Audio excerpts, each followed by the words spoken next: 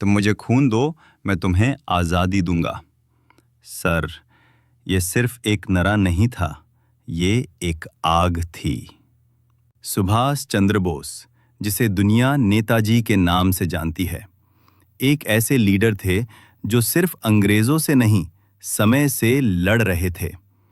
23 जनवरी 1897 को कटक में पैदा हुए बोस एक ब्रिलियंट स्टूडेंट थे जिन्होंने इंडियन सिविल सर्विसेज क्लियर कर ली थी। लेकिन अंग्रेजों की गुलामी मंजूर नहीं थी। उन्होंने रिजाइन कर दिया और कह दिया, मैं देश की सेवा गुलामी में नहीं, क्रांति में करूंगा। कांग्रेस से जुड़े, लेकिन गांधी जी के अहिंसा के रास्ते से सहमत नहीं हुए।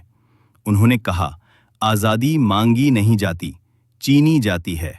1939 में जब उन्होंने गांधी जी के खिलाफ कांग्रेस अध्यक्ष का इलेक्शन जीता तो कांग्रेस उनसे कताव कर बैठी, लेकिन नेताजी रुकने वाले नहीं थे। वो भारत से छुप कर निकले, जर्मनी और जापान जाकर आज़ाद हिंद फौज बनाई, एक आर्मी जिसमें हिंदुस्तानी था, जज्बा था और एक ही नारा था, तुम मुझे खून दो, मैं तुम्हें आज़ादी दूंगा। उन्होंने बर्मा और इम्फल तक मार्च किया, ब्रिटिश आर्मी के खिलाफ जंग छेड़ दी।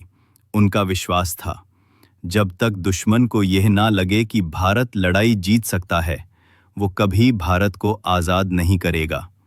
1945 में जब उनका प्लेन क्रैश का खबर आई, दुनिया हैरान रह गई, पर लोग मानता ही नहीं।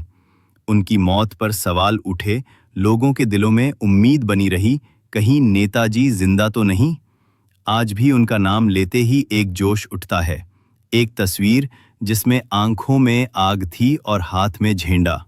सुभाष चंद्र बोस ने हमें यह सिखाया कि आज़ादी सिर्फ एक ड्रीम नहीं, एक जिम्मेदारी होती है।